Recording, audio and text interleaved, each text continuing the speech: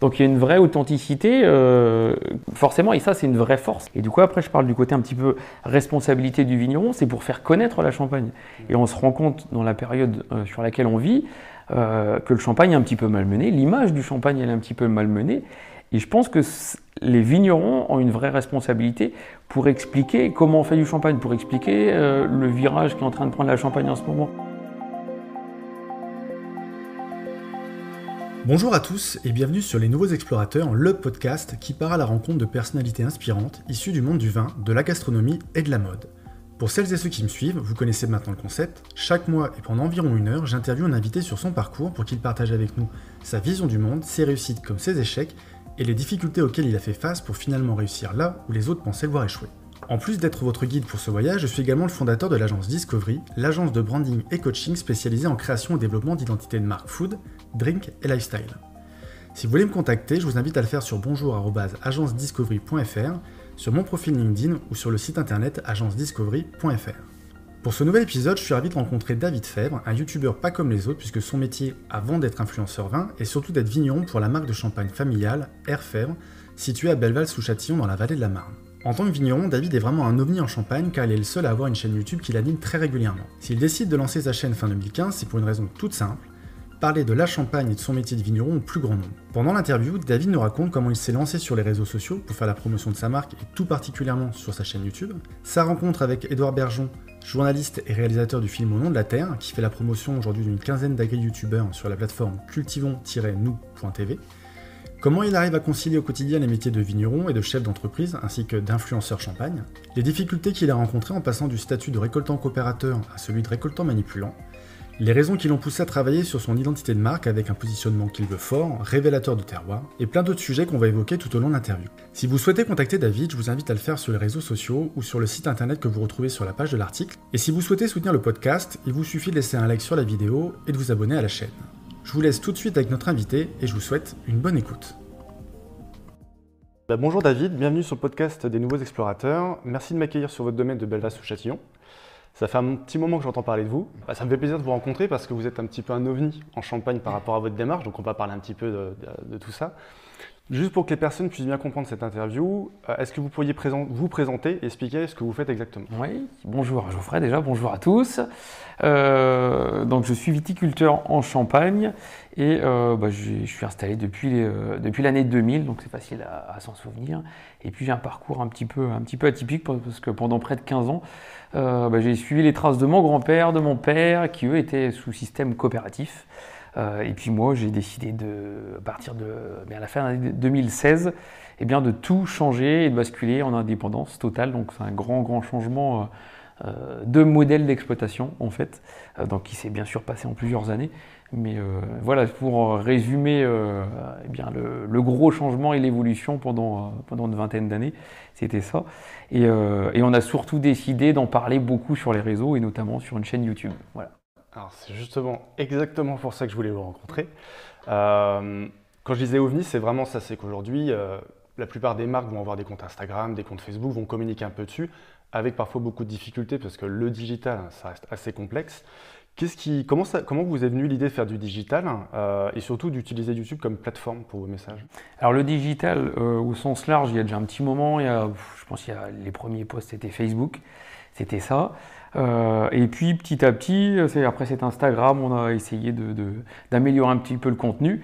Et moi, dans le même temps, comme j'aime bien quand même les tracteurs, c'est un petit peu mon péché mignon, j'aime bien le matériel, j'aime bien, voilà, même quand j'étais gamin, de toute façon, je construisais des choses, des tracteurs, etc. Et donc, je suivais aussi beaucoup le monde agricole, qui est un petit peu en avance là-dessus, sur justement l'explication du métier d'agriculteur. Et donc, j'en suivais quelques-uns, et notamment un qui s'appelle David Forge, qui est en Touraine. Et je trouvais sympa sa façon ludique d'expliquer son métier au grand public, en fait. Son message n'était pas forcément pour son monde agricole, mais il était pour le grand public finalement expliquer dans les grandes lignes ce que c'était le métier, alors d'une façon très simple et très pédagogique. Et j'ai trouvé ça vraiment sympa et je me dis c'est forcément transposable à notre métier parce qu'en plus on a la chance en viticulture, c'est d'avoir un métier qui est extrêmement varié, extrêmement riche. Je dis souvent dans des interviews ou dans des textes qu'on fait 10 métiers en fait dans un métier et ça il faut absolument l'expliquer. Et c'est pour ça que du coup, à partir du moment où on était dans ce projet de changement de modèle d'exploitation, eh ben, je me suis dit, on va l'accompagner de communication et pour expliquer tous les domaines que peut travailler un vigneron. Voilà. Le côté multicasquette, bon, je voulais en parler plus tard, mais on peut le faire maintenant. Ça m'a beaucoup intéressé. La plupart des vignerons que je connais vont me dire je suis à la commercialisation, à la com, je suis dans les vignes, je suis en viticulture, il faut que je fasse le commercial, il faut que je bouge, j'ai mon équipe à gérer. Comment on gère toutes ces casquettes, à la fois d'entrepreneur, de vigneron et en même temps je vais le dire, d'un petit peu d'influenceur. Comment vous arrivez à concilier tout ça sur une journée? C'est pas toujours évident. C'est clair, c'est pas toujours évident parce qu'on se laisse aussi déborder un petit peu par certaines parties du métier qu'on affectionne un petit peu plus que l'autre. Et effectivement, j'aime bien la communication, mais il ne faut pas en oublier les priorités, il ne faut pas en oublier déjà manager un petit peu l'équipe. Il ne faut pas en oublier non plus les priorités, quand c'est le moment d'aller faire certaines choses dans les vignes ou certaines choses dans le vin, il ne faut pas en oublier. Donc il y a des fois, c'est des journées au feeling un petit peu, c'est comment on le sent, ça c'est sûr. Et puis on se pose pas forcément des questions, on y va comme ça tout au long d'une journée, parce que comme on aime ça, en fait, c'est un vrai métier de passion. On ne se pose pas forcément de questions, mais c'est au soir qu'on se dit, mais effectivement, là je suis débordé, je suis fatigué.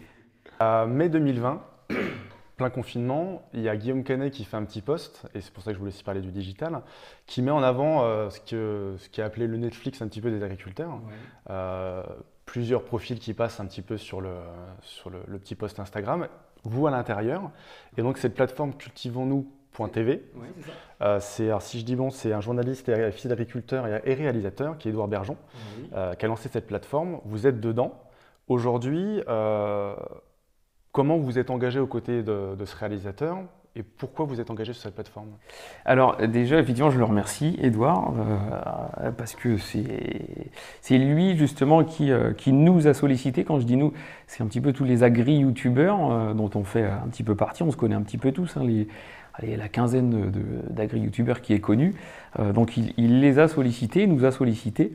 Et moi j'ai répondu présent parce que effectivement en plus la viticulture d'un point de vue sur YouTube on n'entend pas trop parler, on entend un petit peu parler des maisons, des châteaux, des choses comme ça, mais on n'entend pas trop parler et effectivement je me dis il faut que je défende aussi notre métier pour l'expliquer un peu plus au grand public et le fait d'être sur ce Netflix effectivement de l'agriculture, cultivons-nous, eh bien, ça amène encore une touche supplémentaire parce que la viticulture fait partie de l'agriculture en général et quoi qu'il arrive, on est dans nos vignes, on est un petit peu des paysans et ça explique aussi nos difficultés, ça explique le cheminement pour faire une bouteille de champagne et effectivement, Édouard Bergeon qui a réalisé le film Au nom de la terre a une crédibilité, Guillaume Canet en a une aussi, donc ça peut être un poids supplémentaire pour expliquer notre quotidien d'agriculteur ou de viticulteur.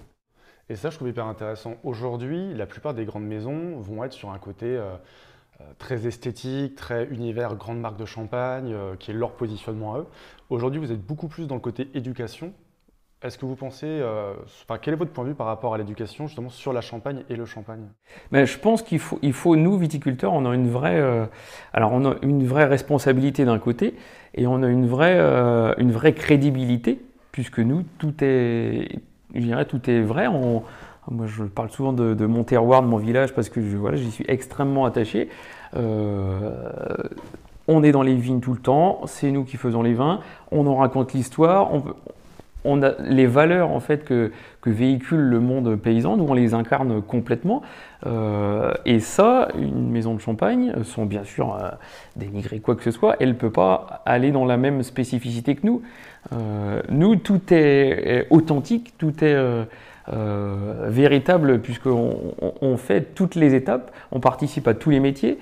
Ce qu'il y a dans la bouteille, je peux vous expliquer, c'est telle parcelle. Donc il y a une vraie authenticité.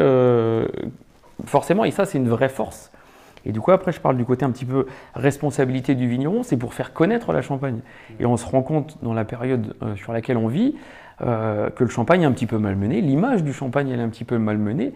Et je pense que les vignerons ont une vraie responsabilité pour expliquer comment on fait du champagne, pour expliquer le virage qui est en train de prendre la Champagne en ce moment, pour expliquer tous les efforts qu'on fait, pour expliquer la complexité parce qu'on compare souvent le champagne à d'autres bulles, Sauf que quand on prend notre cahier des charges, il est extrêmement complexe, il va se durcir un petit peu dans les années qui viennent, notamment avec des zéro herbicides, des choses comme ça. On va aussi mettre des années à faire une bouteille, entre l'année culturelle et puis le vieillissement sur latte, etc. C'est 3 ans, 4 ans pour faire une bouteille, donc ça, il faut l'expliquer. On est souvent comparé justement à d'autres effervescents qui sont, attention en plus, faut mettre qui sont extrêmement bons. Mais on a un process qui est bien différent au champagne et il faut l'expliquer, il faut absolument expliquer au grand public comment on fait. Nous, vignerons, on a une vraie responsabilité là-dessus. Ça, j'en suis vraiment convaincu. Comme vous le disiez, la Champagne au final est peu adepte, ou en tout cas pas encore très à l'aise avec les YouTube, les Instagram et autres. Aujourd'hui, vous avez une démarche, ça fait à peu près 2 ans et demi, je crois que vous avez votre chaîne YouTube. Grosso modo, c'est 2017. C'est début 2017, ouais. Alors comment vous êtes perçu par les confrères? Faudrait leur demander. Les retours que vous pouvez avoir, parce que j'imagine que ça doit parler dans... Oui, ça fait parler, effectivement. Il y en a certains qui me disent c'est super, il y en a certains qui me disent t'en fais trop. Après, une année viticole, une année pour faire du vin, elle est extrêmement riche, donc il y a des sujets à évoquer. Et effectivement, j'ai pris le parti pris de rien cacher, en tout cas sur mes pratiques et sur ce que je fais. Donc voilà, mais on peut pas, à partir du moment où on s'expose, on peut pas effectivement plaire à tout le monde, ça c'est sûr. Donc c'est ça que je me demandais. La difficulté des réseaux sociaux, c'est qu'on est derrière son écran et les gens ont tendance à balancer des trucs assez durs. Parfois, alors, il y a du très très positif, Ouais. et je pense qu'il y a aussi parfois du très très dur. Comment vous gérez les retours, qu'ils soient positifs ou négatifs, donc surtout les négatifs, mais comment vous les gérez?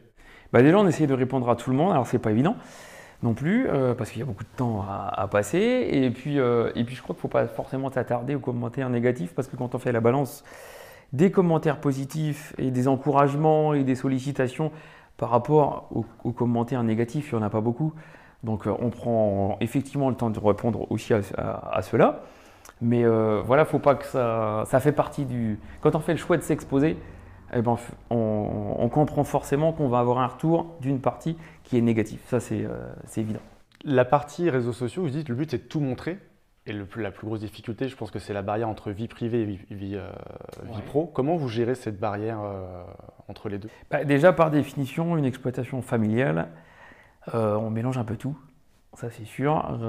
Je crois que ce qui gêne le plus mon entourage, c'est qu'à un moment donné, j'y passe aussi beaucoup de temps. Ça, c'est quoi en termes de temps? Vous passez combien de temps par semaine en heures?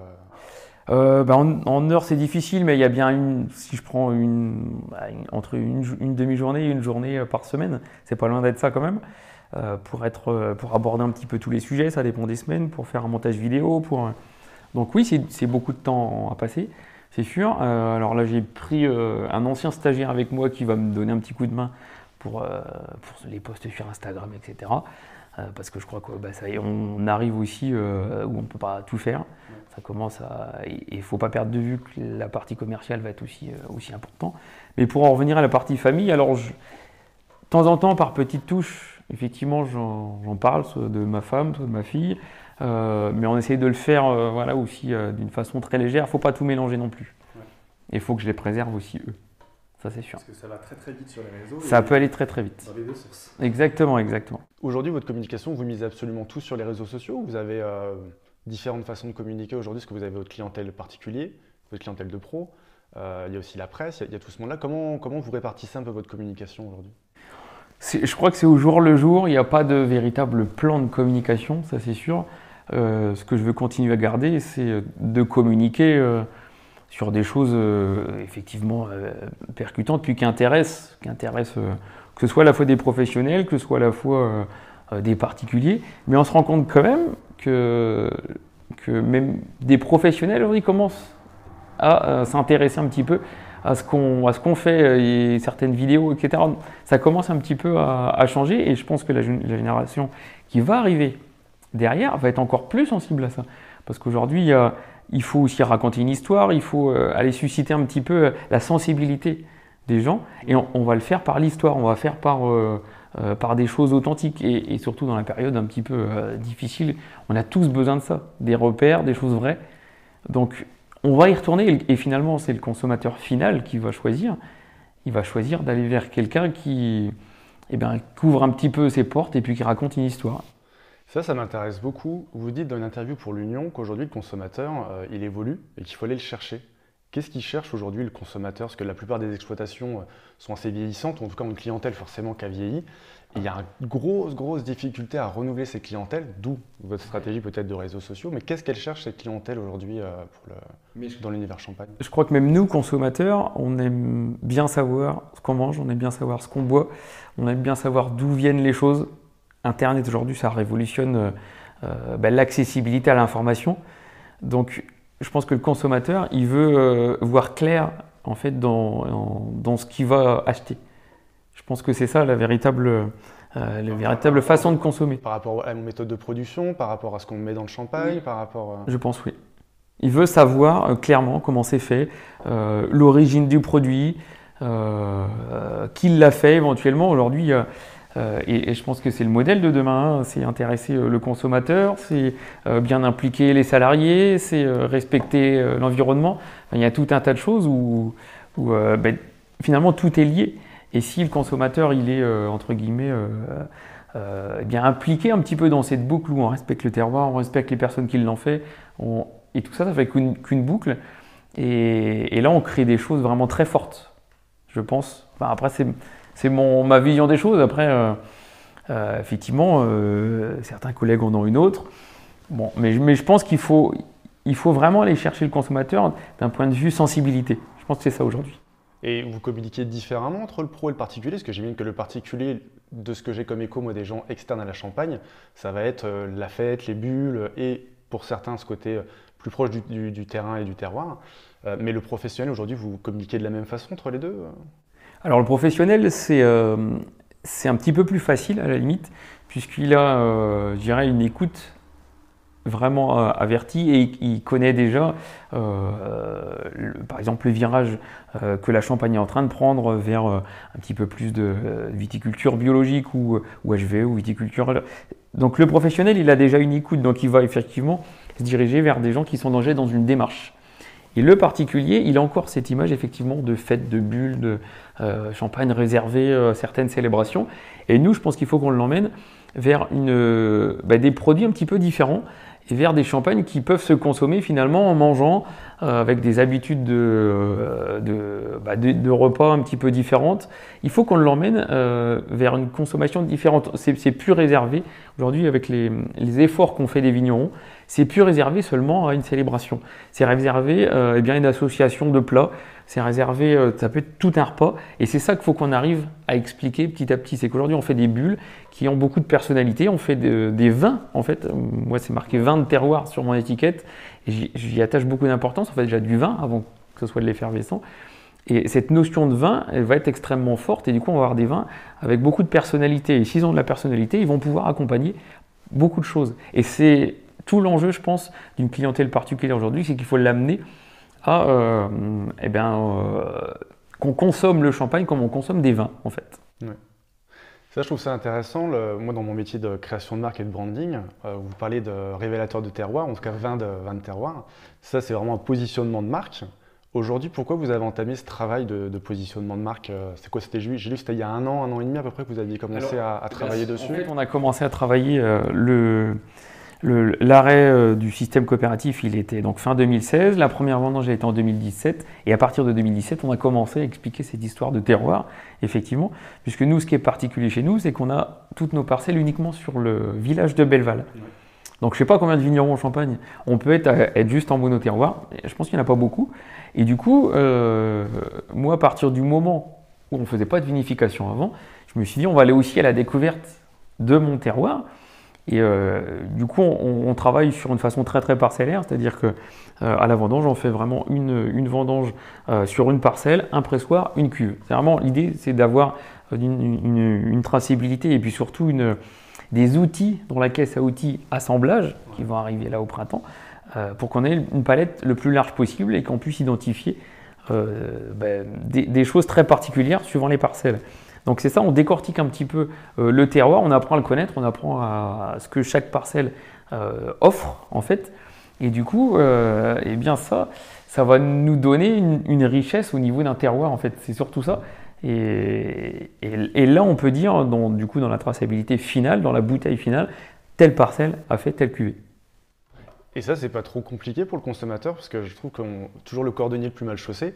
En tant que vigneron, ou moi qui travaille dans le monde du vin, tout ce que vous me dites me parle, en tout cas voilà, l'idée du terroir. Comment retranscrire ça de façon simple au consommateur sans le perdre? Parce que les histoires de parcellaire, de vinification, du fût, pas du fût, ça reste assez complexe pour un peu ce côté kidam qui veut juste des bulles. Comment vous arrivez à le retranscrire vous aujourd'hui? Disons quand on a la clientèle en direct, c'est facile à expliquer puisque là derrière moi il y a une petite carte et puis on peut dire dans telle parcelle on a fait telle chose.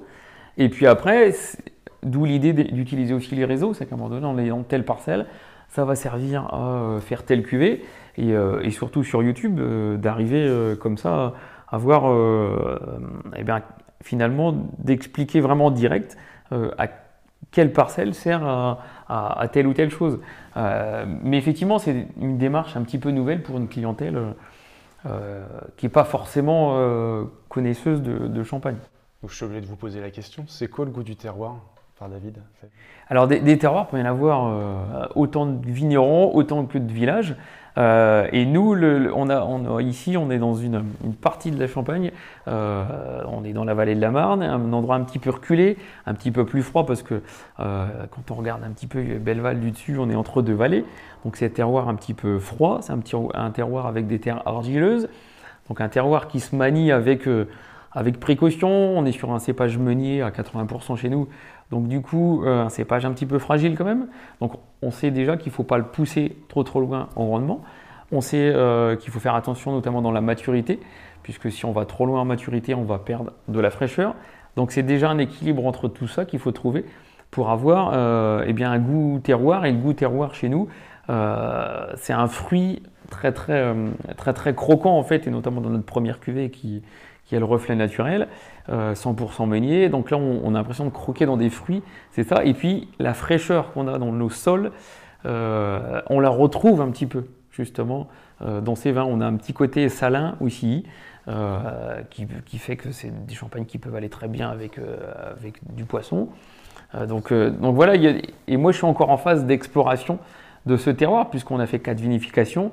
Et c'est pas assez aujourd'hui pour que je connaisse à merveille, je dirais, mes parcelles. Je sais qu'il y a des tendances qui se dégagent aujourd'hui sur des cuves, clairement, et des parcelles qui sortent du lot tous les ans. Ça fait 4 ans que c'est comme ça. J'ai encore besoin d'un petit peu de temps, donc je me fais accompagner de mon ami Richard Dailly, qui me suit justement dans le projet depuis 5 ans. Là. Donc voilà, il m'aide à découvrir encore un peu plus le terroir et la façon dont on va appréhender les futures cuvées.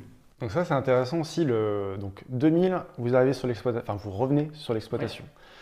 2017, première vendange pour une première vinification.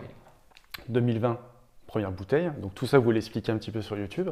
Moi ce que je voudrais savoir c'est quoi l'envers du décor, les plus grosses galères en fait depuis le début que vous êtes revenu? Parce que quand je dis les plus grosses galères, c'est il y a forcément des choses qui fonctionnent et d'autres non, comme vous dites, vous testez.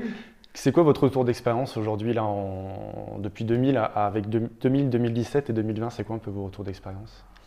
Les premières années n'étaient pas toujours évidentes avec mon papa. On est presque 40 ans de différence, donc conflit de génération, mais comme plein d'exploitations en Champagne, exactement. Exactement, conflit de génération au départ, et puis quand je suis rentré de l'école, avec l'envie de faire un tas de choses. Ça, c'est clair, on a envie quand on est jeune comme ça, on est à la fougue, on mord dans le gâteau à pleines dents. Donc il a fallu déjà moderniser la façon de travailler dans les vignes. Clairement, où on y passait du temps, on avait du mal, donc on a modernisé, on a mécanisé un petit peu plus. Les premières années étaient déjà dédiées à ça. Et puis on a relancé de la vendange à la maison, puisqu'on était plutôt en tâche. Nous, on a refait une équipe petit à petit. Il y a eu la construction dans les années 2007-2008, première réflexion déjà sur le centre de pressurage, puisque ça on n'avait pas non plus, forcément, c'était à la coopérative du village. Donc ça ne s'est pas passé facilement non plus. Au lieu de se passer en 1 an, ça s'est passé en 2 ans et demi. J'ai pas pu faire ma première vendange en 2008, je l'ai fait qu'en 2009 dans le pressoir. Donc ça a déjà commencé là un petit peu les galères. Et puis entre-temps, on a fait aussi beaucoup de prestations de services pour d'autres vignerons. Donc ça m'a aidé à amortir beaucoup de matériel. Et ça a commencé en 2005, où on en fait encore un petit peu de prestations aujourd'hui, un peu moins. Mais ça nous a aidé énormément à financer effectivement plein de choses. Par contre, ça a créé voilà, beaucoup d'heures de travail, ça c'est clair. Et puis après, moi j'étais aussi, enfin dans le même temps, parce que j'étais aussi bien investi dans cette coopérative qui se situait à Reims, c'est la coopérative régionale des vins de Champagne. J'y suis rentré en 2001 au groupe des jeunes et j'ai fait derrière une bonne dizaine d'années de conseil d'administration. Donc à la fois on a modernisé, à la fois on a mis un pied à l'étrier dans les vignes ici, on a commencé à construire un bâtiment et puis dans le monde coopératif j'y étais énormément impliqué. Pour y finir même vice-président en dernière année 2016. Donc vraiment impliqué. Et j'ai appris énormément de choses dans cette coopérative-là. Gestion de projet, gestion d'ensemble, visualiser la Champagne aussi dans son ensemble, puisqu'une énorme coopérative comme ça, il y avait 900 hectares de vignes. Alors là, c'était 750 adhérents, enfin, c'était énorme comme gestion. Donc c'était en parallèle de la gestion de mon exploitation, mais j'ai appris énormément de choses. Mais voilà, confronté aussi à des discussions avec 15 administrateurs, et les galères, elles ont commencé un petit peu quand moi, effectivement, je me suis dit, dans les vignes, on a pris un virage HVE, viticulture durable, etc. Et je voulais impulser un petit peu cette chose-là dans la coopérative, j'y suis pas arrivé, c'est comme ça. Mais du coup, on s'est dit, il me faut mon truc à moi, il me faut mes bouteilles à moi qui soient en rapport complet avec mes pratiques. Donc à partir du moment où on a commencé à entamer les discussions, est-ce qu'on peut faire des cuvées ici, est-ce qu'en monoterroir ça posera pas de problème, est-ce que j'ai la cuverie disponible, est-ce que l'exploitation, les bâtiments sont assez grands, est-ce qu'on va y arriver? Là c'était les premières inquiétudes, effectivement 2015-2016, c'était les premières réflexions à tout changer. Ouais, les difficultés, il y en a eu tout au long effectivement de mon évolution, mais les plus grosses difficultés, c'est de dire effectivement on va tout changer. Ça c'est clair, parce qu'on se dit est-ce que le vin va être bon, est-ce que le consommateur il va nous suivre. Ouais. Donc ça, le consommateur, on verra ça dans quelques années, effectivement, mais les plus grosses inquiétudes, oui, elles sont là. Vous parlez justement de la coopérative et ce virage HVE, enfin donc haute valeur environnementale, viticulture durable en Champagne. Donc 2016 pour vous, démarche bio depuis 2020 pour une conversion du domaine. C'est quoi l'avenir de la Champagne d'ici 5 ou 10 ans ou plus pour vous? L'avenir de la Champagne, elle passera forcément par une exigence un petit peu plus haute, ça c'est sûr, tant sur la façon de travailler les vignes que la façon d'avoir des vins qui soient très expressifs. Parce qu'on se rend compte qu'on fait partie du monde des effervescents, mais on représente une petite bulle, justement, et on se rend compte que le niveau, un peu partout, il monte. Ça, c'est sûr.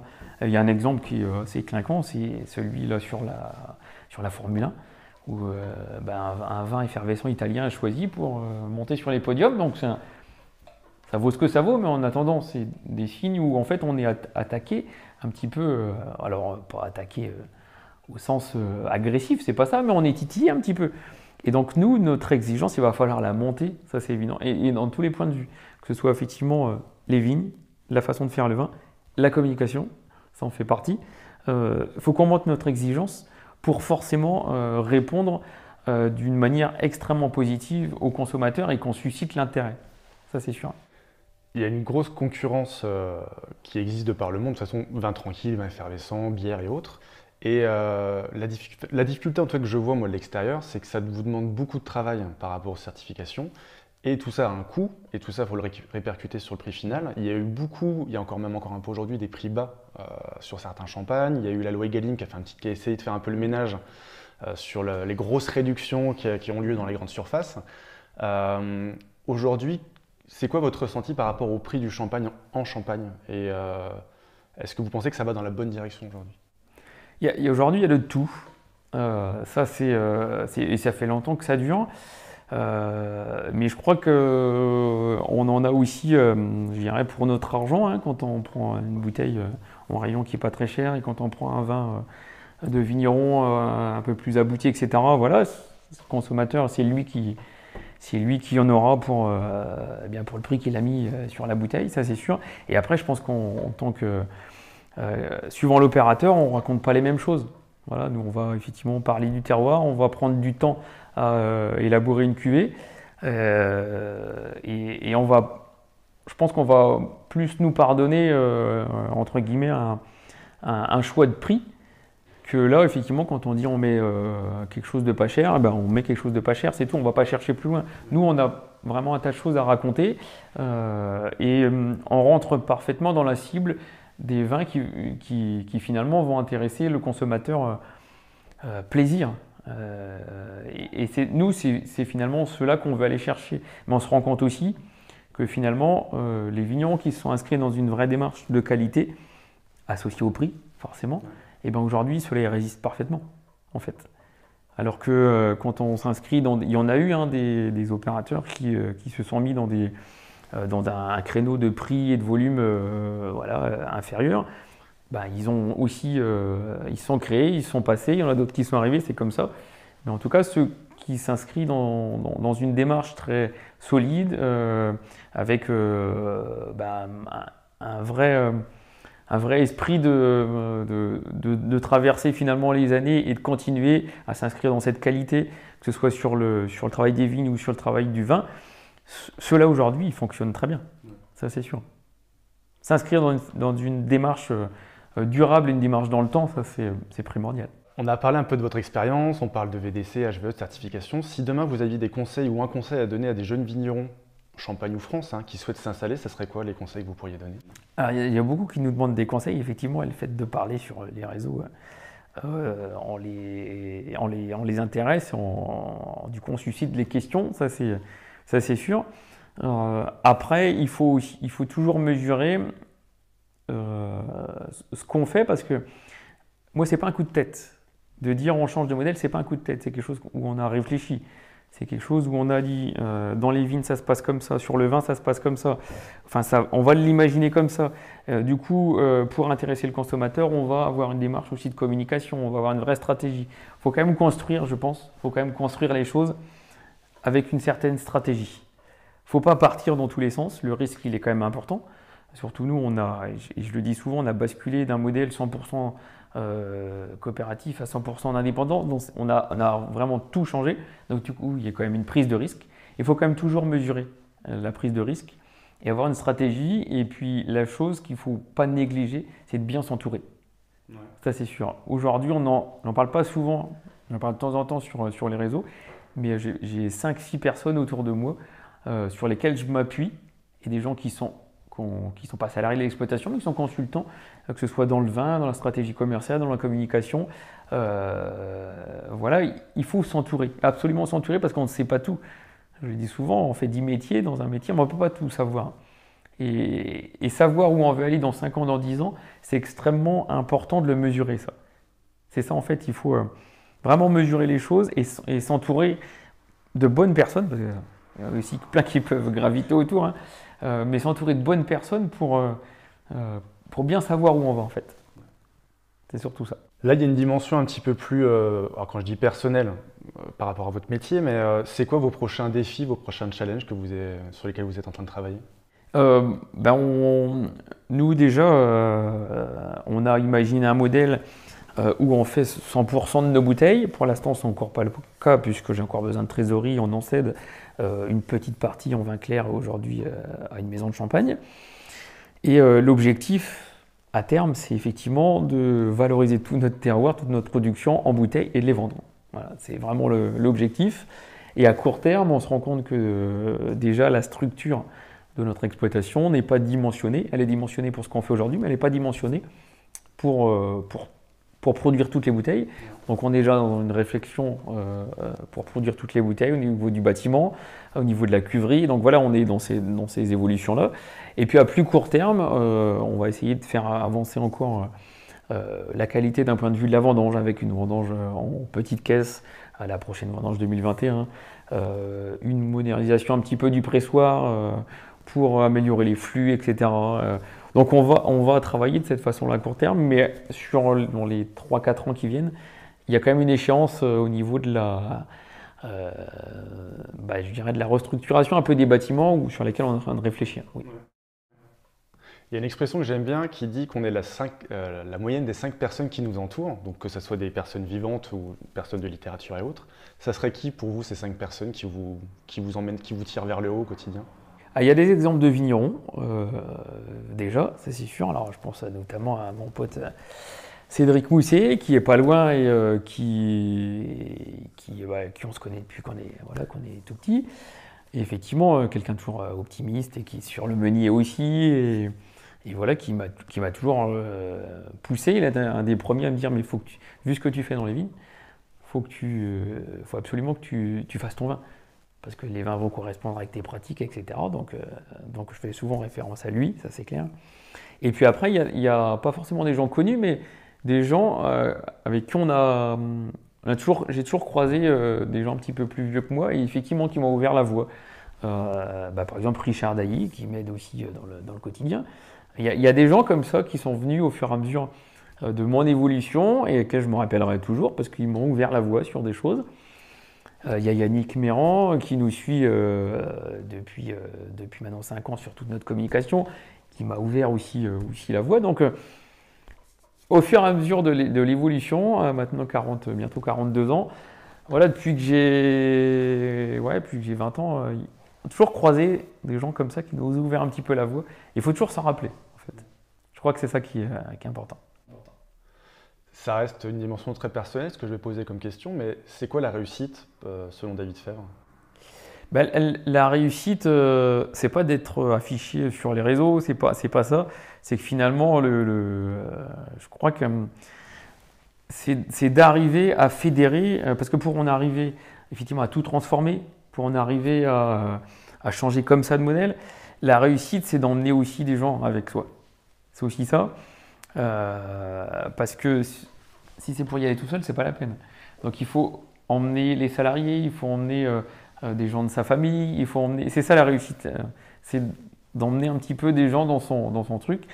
Et puis après, dans un second temps, c'est être reconnu effectivement pour les vins. Voilà, pour dire on a amélioré telle pratique, on a mis ça en bouteille et effectivement ça plaît parce que moi je suis tout nouveau dans cet univers-là. Dans votre premier podcast, effectivement, on parle d'Anselme Sellos, c'est une icône, effectivement.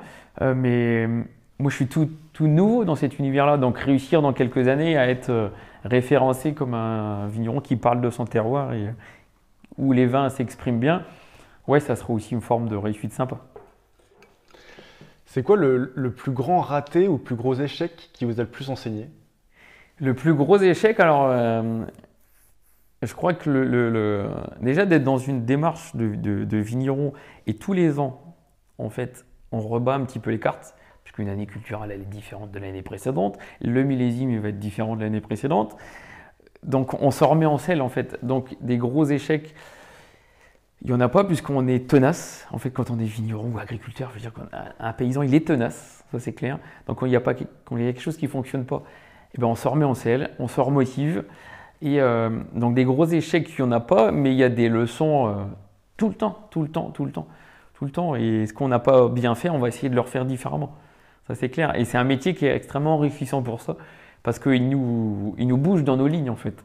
Et nous, pour remettre tout en cause comme ça, d'un modèle et d'un autre, effectivement, il faut se faire quand même violence. Ça c'est super important. Et je crois qu'en fait, il n'y a pas de véritable échec, c'est pas ça, mais le quotidien fait qu'on est obligé de se remettre en question. Genre sur le digital, vous êtes formé de base ou vous êtes auto-formé, vous avez suivi des trucs non. Parce que le digital, c'est quand même aussi très aléatoire, et des échecs ou en tout cas des leçons, on en tire plein. Oui. Est-ce que vous avez qu'est-ce que vous avez retenu de tous ces essais sur le digital? Ce qu'on retient, c'est que déjà, il ne faut pas faire ça pour être vu. Ça, on le fait pour exprimer des choses, bien entendu, mais il ne faut pas attendre en face, quand vous adole, que vous ayez des centaines de milliers de vues, même si, bien sûr, quand on fait quelque chose, on veut que ça fonctionne, ça c'est sûr. Mais il ne faut pas le faire pour qu'on attende quelque chose. Ça, c'est évident. Parce que je vois, moi, par exemple, qui connaît bien justement ces agri-youtubeurs, ils ont des centaines de milliers de vues, alors qu'à proportion, j'ai autant de vidéos, quoi. Enfin, Donc, par contre, je suis sur une niche, on est en Champagne, c'est un petit peu différent, c'est un vin un petit peu différent. Donc, de temps en temps, je parle de vin, de temps en temps, je parle de vigne. Donc, on est sur une niche et ça crée pas, ça génère pas autant de vues sur lesquelles je pouvais espérer. Bon, c'est comme ça, mais par contre, il faut se rendre compte qu'on est sur, voilà, sur une niche.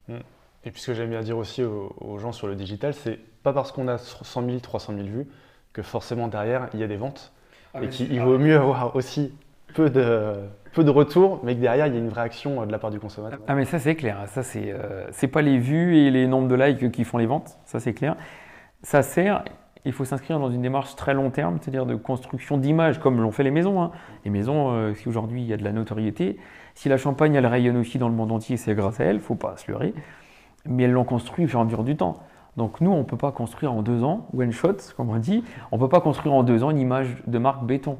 Ça se fait à travers le temps. Voilà. Mais comme le vin, il se construit à travers le temps. Les réseaux, c'est exactement pareil.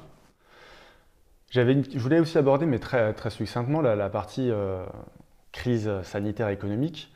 Quel est votre retour par rapport à la Champagne? Qu'est-ce que ça a modifié au niveau de la Champagne, ce qu'on vit depuis quasiment un an? Alors, ce que ça change, il y a quand même un impact quand même global hein, sur les ventes. Alors, si on prend la Champagne d'un point de vue global, et puis je pense quand même que le consommateur, il va aller, surtout notamment le premier confinement, il a eu le temps d'être sur Internet et d'être resté enfermé malheureusement chez lui. Donc, il a eu le temps d'aller regarder un petit peu ce qui se fait aujourd'hui. Donc je pense que, je reviens à ce que je disais tout à l'heure, sur les vignerons qui s'inscrivent dans cette démarche très identitaire, en fait, je pense que ceux-là n'ont pas forcément de problème parce qu'ils répondent à la demande du moment. Ils répondent à des questions, répondent à des interrogations, ils répondent à ce côté un petit peu de recherche d'authenticité. Donc clairement, cette partie-là de vignerons, elle fonctionne aujourd'hui, c'est clair. Et puis après, le Covid, en fait, il a impacté carrément une consommation de masse, de volume, et tous ceux qui s'inscrivent dans cette consommation de volume, ceux-là, effectivement, là, ils sont très très impactés, tout ce qui est mariage, fête, rassemblement, etc. Là, effectivement, on peut se poser des questions sur le futur positionnement du champagne, ça c'est sûr. Mais à l'inverse, ceux qui sont dans un positionnement plaisir, ceux-là fonctionneront. Forcément, il faut que je vous pose la question. Est-ce que vous avez des comptes YouTube, Instagram que vous pourriez recommander sur les domaines qui vous plaisent? Alors, il y en a plein, et puis dans le domaine du vin en général, parce que le domaine du vin sur les réseaux, il explose. Hein, c'est pas qu'en Champagne, il explose. Vous avez même des blogueurs, vous avez aujourd'hui plein d'influenceurs. Alors, il y a des influenceurs qui fonctionnent, il y en a qui fonctionnent un petit peu moins. Donc je fais un clin d'œil à Rouge aux Lèvres, à qui on a fait une masterclass la semaine dernière. Donc un clin d'œil à Margot qui fait un excellent boulot sur les réseaux, qui parle du vin en général, avec en plus une légèreté et un côté, on désacralise un petit peu la dégustation très professionnelle, etc. Et on en parle avec des mots simples et on donne envie, en fait, à un consommateur lambda d'apprécier le vin et de déguster du vin. Et puis après, en Champagne, il y a plein de comptes de vignerons aujourd'hui, vignerons très identitaires qui fonctionnent très bien. Et après, je crois que la meilleure communication, c'est pas les vignerons qui la font, c'est le consommateur. Ouais. Quand vous voyez aujourd'hui certains comptes de champagne de vignerons qui ont des stories tous les week-ends de bouteilles publiées par le consommateur, je crois que c'est là que ça fonctionne en fait. Nous, on peut faire toute la com du monde, mais si le champagne n'est pas acheté, il n'est pas consommé, voilà, donc c'est vraiment le consommateur qui va diriger les choses, en fait, c'est ça. Et la meilleure pub, c'est quand vous avez votre bouteille d'affichée par quelqu'un d'autre, voilà, on est super content, quoi.